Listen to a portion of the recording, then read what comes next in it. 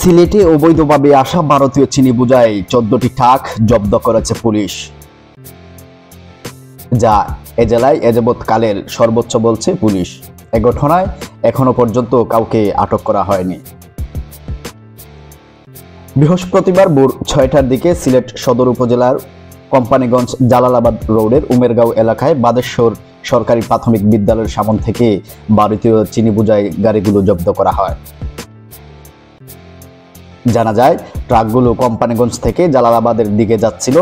এ সময় পুলিশ ধাওয়া দিলে 14টি ট্রাক, প্রাইভেট কার ও একটি মোটরসাইকেল রেখে পালিয়ে যায় চোরাকারবারিরা। জব্দকৃত চিনির আনুমানিক মূল্য 2 কোটি টাকা। পুলিশ গাড়িগুলো থানায় নিয়ে যাচ্ছে। বৃহস্পতিবার সকাল ঘুম থেকে উঠিয়ে দেখছি পুলিশে 14টা ট্রাক, হাইড্রোলিক সব ট্রাক, চিনি ভর্তি ট্রাক আটক করছে। তে রাস্তার মাঝে আমরা ঘুম থেকে উঠিয়ে বার হয়ে দেখছি এলাকার জনগণ অনেক বার হয়েছে। পুলিশে মাল ধরছে, আমরা তো কেউ কিছু নাই। তো এদিকে সবসময় প্রায় যায় মাল, আমরা দেখলে তো আমরা তো আর ধরার মতো ক্ষমতা নাই। তো পুলিশে ধরছে, আমরা যতটুকু পারছি সাহায্য সহযোগিতা করছি। আসামি যারা আছিল, গাড়ির ড্রাইভার সব এটা তারা দৌড়ি ফালাইয়া গেছে। ফালাইয়া যাওয়ার পরে তো মালগুলো আটক করছে। মাল আটক করার পরে বর্তমানে পুলিশে মাল নিয়ে কি করবো না করবো এটা তো পুলিশের ব্যাপার, আমরা কিছু করার নয়।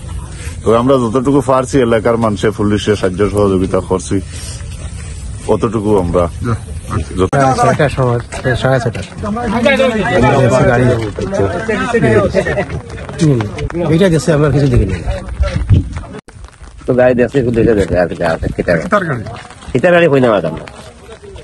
আমরা তো দেখো গাড়ি না, গাড়ি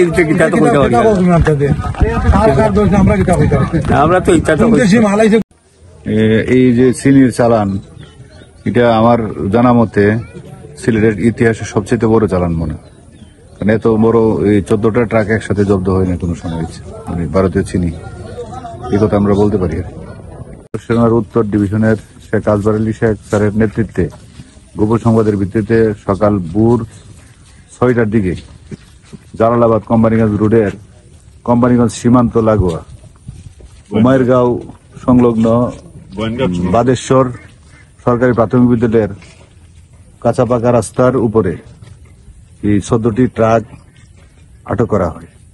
ট্রাকের ড্রাইভার প্রায় সম্ভবত ড্রাইভার এবং চালক সহ 28 জন ছিল এবং তাদের সাথে স্কট করা পার্টি ছিল প্রায় 10-12 জন। আমাদের উপস্থিতি টের পেয়ে তারা দ্রুত ঘটনাস্থল থেকে পালায় যায়। পরে আমরা উপ পুলিশ কমিশনার স্যারের নেতৃত্বে এই ট্রাকগুলি আটক করতে সক্ষম হই। এ ব্যাপারে আইনগত ব্যবস্থা প্রক্রিয়াধীন আছে।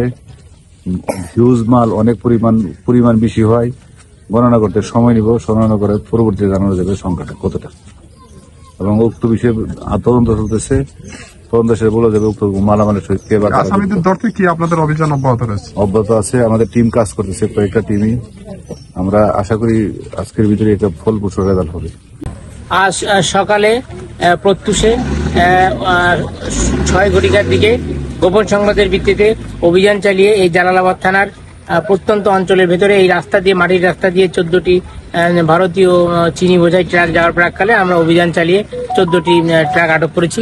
এই বিষয়ে আইনগত ব্যবস্থা প্রক্রিয়াধীন এবং জব্দ তালিকা হচ্ছে, মালামাল গণনা প্রক্রিয়াধীন আছে।